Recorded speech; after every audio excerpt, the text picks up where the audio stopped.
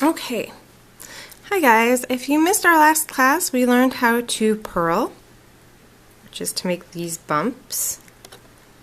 And so we're going to do a quick video to show you how to do that and maybe address some issues that you might be having. Okay, so if I was going from a knit stitch to a purl stitch, my yarn would be in the back of my work. And we're going to go ahead and bring that yarn up to the front in between the two stitches, or two needles, excuse me. If you are already purling, then it will be coming, the yarn will be coming from the bump, and it should be already in front.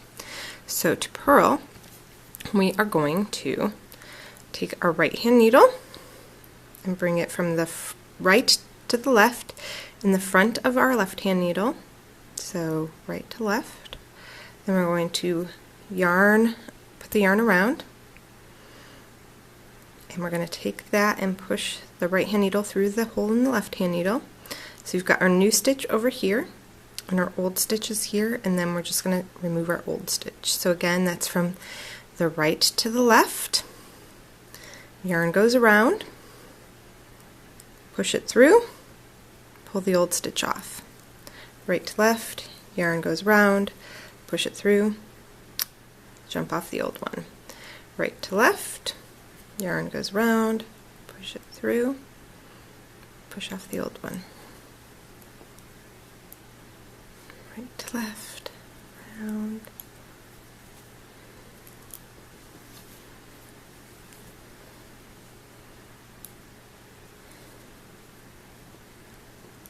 Sorry, I keep covering that stitch up, this one, with my thumb. I use that to kind of anchor when I throw the yarn around. I will try to do it without.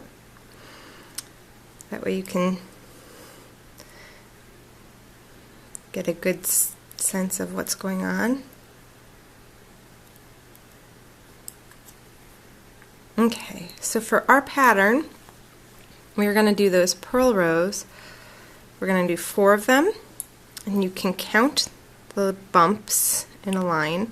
So 1, 2, 3, 4. And we're going to do 4 rows. You can kind of see that they're offset sometimes, so there's an up, a down, and up. Just pick either the ups or the down bumps to count, otherwise you'll get a skewed count. You can also look on the back side, and there will be 4 V's. So 1, 2, 3, 4. And that's how you can count the number of rows if you don't want to mark it down. So we did 2 inches of knitting from the cast on edge. Then when we got to our marker, so 2 inches of knitting, when we got to our marker, we did 4 purl rows. Then we're going to do 8 knitting rows, 4 purl rows, 8 knitting rows, and 4 purl rows. And as you can tell, right here where the marker is, that first purl stitch, it kind of looks like you're just starting in the middle of the nowhere. So it doesn't form a true circle. We're knitting a helix. So there's a little bit of a bump and a ridge where the next piece of the helix is being knit. That's okay. That's not going to go away through anything that you do. So it'll start to blend in the more you wear it and wash it. And you can kind of pull because it's very elastic, and it'll kind of just start to disappear. So our hat right now, or my hat, just kind of looks like a whole bunch of accordioned knitting. So the purl bumps really stick out. The stockinette, this knitting edge, curls up, and the purl bumps kind of stick out and hide the knitting that you've been doing in between. So yeah, that's what my hat looks like so far.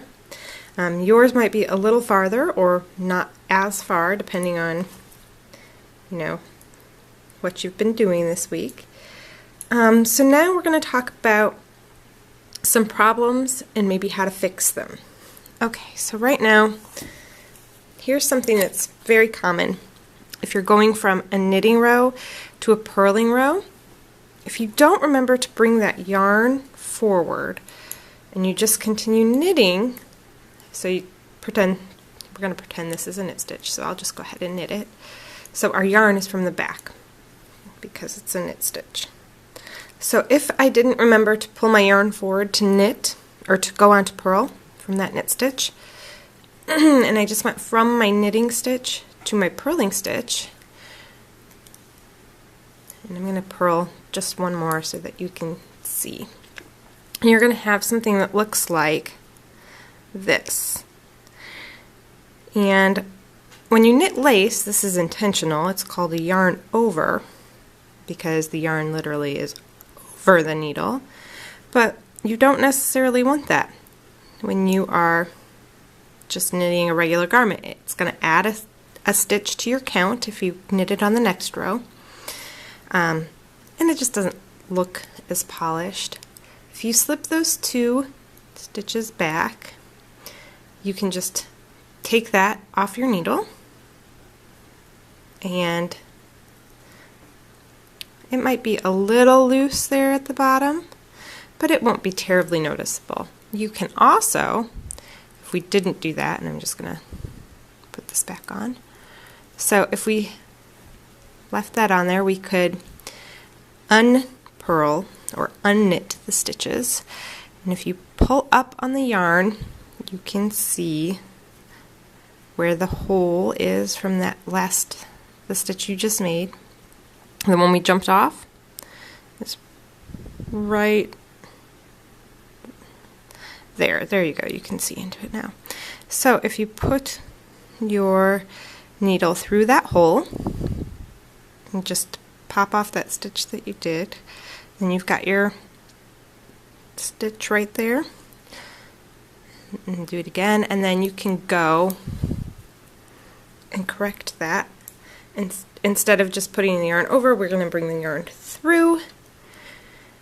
And when you go to purl, as you can see, there's no extra yarn between the stitches. Okay, now another problem that we've seen is when you split the yarn. So sometimes when you're knitting and you're not paying super close attention, this yarn is made up of different plies. So if I untwist it a little bit, you can see that they're kind of separating. This one in particular is made up of 4 plies that are twisted onto each other. Okay, so sometimes, especially when you're knitting, I'm just going to, you will split the yarn.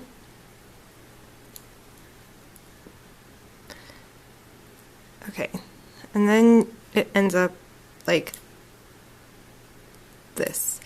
Now it doesn't look awful, but it doesn't look great either.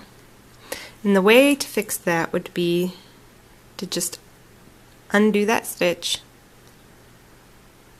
and then you've got all these little plies hanging out. If you pull up on that a little, they'll all come together a little bit more, and you can put your needle back in and you'll be good to go. Okay, so you've done that.